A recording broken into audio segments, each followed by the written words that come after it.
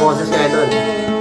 Nakilala kita sa pagtulog, ikaw ang nakikita, at pag-ising ay hinahanap-hanap ka.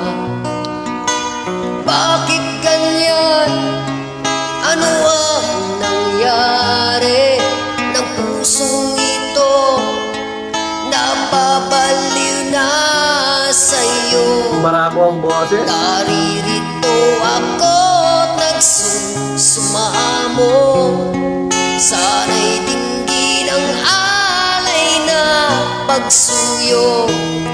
Sana'y tulungan mo ang pusong ito.